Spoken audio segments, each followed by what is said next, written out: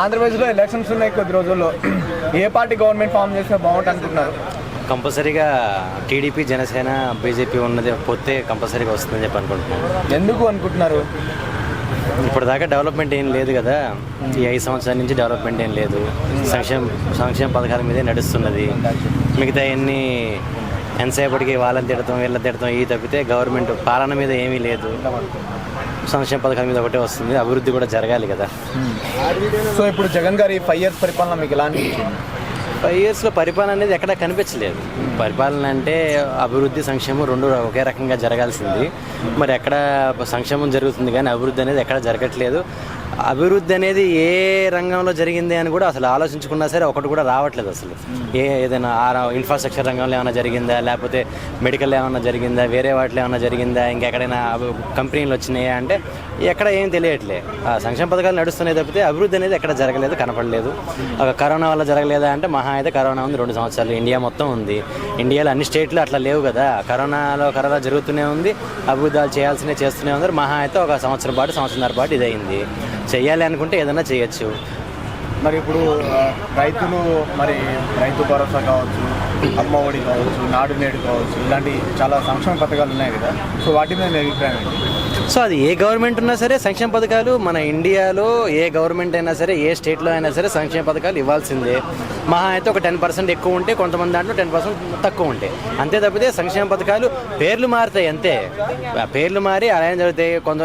ఇందిరమ్మ క్యాంటీన్లు అని చెప్పేసి కర్ణాటకలో ఉంటాయి, అన్న క్యాంటీన్లు అని చెప్పేసి ఇక్కడ ఉంటాయి, ఆరోగ్యశ్రీ ఒక రకంగా ఉంటుంది, అంబేద్కర్ ఇంకో రకంగా ఉంటాయి. పేర్లు మార్చిన సంక్షేమ పథకాలన్నీ ఏ గవర్నమెంట్ వచ్చినా చేయాల్సిందే.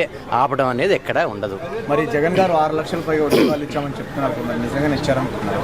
6 లక్షలు ఏమో లేదు, 2 లక్షలు ఇచ్చినట్టున్నారు. ఆ 2 లక్షల్లో 1,50,000 మంది వాలంటీర్లే ఉన్నారు. ఆ వాలంటీర్లను కూడా ఉద్యోగాల కింద చెప్పుకుంటున్నారు. ఆ వాలంటీర్లు అనేది కరెక్ట్ ఉద్యోగాల కింద కాదు, ఏదో గవర్నమెంట్ వైసీపీ కార్యకర్తలా పనిచేస్తున్నారు అంతే. దాన్ని తీసుకొచ్చేసి ఉద్యోగ అవకాశం ఇచ్చారని చెప్పేసి ఎప్పుడు అనుకోకూడదు. ఏదైనా డిఎస్సి వచ్చి లేకపోతే కియా లాంటి కంపెనీలు వచ్చి వాటిలో ఉద్యోగాలు వస్తే ఉద్యోగాలు వచ్చినట్టు. అవి ఉన్న కంపెనీలు అమర్ రాజా ఈ కంపెనీలో వెళ్ళిపోయినాయి. అందులో ఉద్యోగస్తులే బయటకు వచ్చేసారు, ఖాళీగా ఉంటున్నారు. ఇంకొత్త ఉద్యోగాలు ఎక్కడొస్తాయి? వాలంటీర్ ఉద్యోగాలు అనరు అక్కడ. మరి అంటే ఇప్పుడు కొత్తగా షర్మిలా గారు కూడా వచ్చారు కదా కాంగ్రెస్ నుంచి, ఎలా ఉండబోతుందండి? షర్మిలా గారి ఇంపాక్ట్ ఈసారి పెద్దగా ఉండకపోవచ్చు. ఏదో కొంచెం ఉంటుంది, ఓట్లు ఏమైనా చేయాల్సిన అట్లా ఉంటుంది తప్పితే ఈసారికి పెద్దగా ఉండకపోవచ్చేమో అనుకుంటున్నాం. ఇప్పటిదాకా చూసిన వాటిలో. ఇక ముందు ఇంకేమైనా జరిగితే తెలియదు. అంటే ఒకవేళ మళ్ళీ షర్మిలాకి ఇట్లా జగన్ తోటి కూడా కలిసే అవకాశం ఉందంటారా? ఇంత చేసి ఇంకా కలిసే అవకాశం ఉండకపోవచ్చు. ఇంత చేసిన తర్వాత మళ్ళీ వెనక్కి వెళ్ళి కలవటాలు అవన్నీ ఉండకపోవచ్చు అని అనుకుంటున్నాను. ఒకవేళ జనసేన తర్వాత వచ్చేసి టీడీపీ 2 పొత్తులో వస్తున్నాయి కదా, ఒకవేళ జనసేన టీడీపీ వచ్చిందంటే ఎవరు సీఎంగా ఉండే అవకాశం ఉంది? సీఎం 90% చంద్రబాబు నాయుడే ఉండే అవకాశాలు ఉన్నాయి. ఒకవేళ ఉంటే ఇద్దరు షేరింగ్ ఉంటాయి.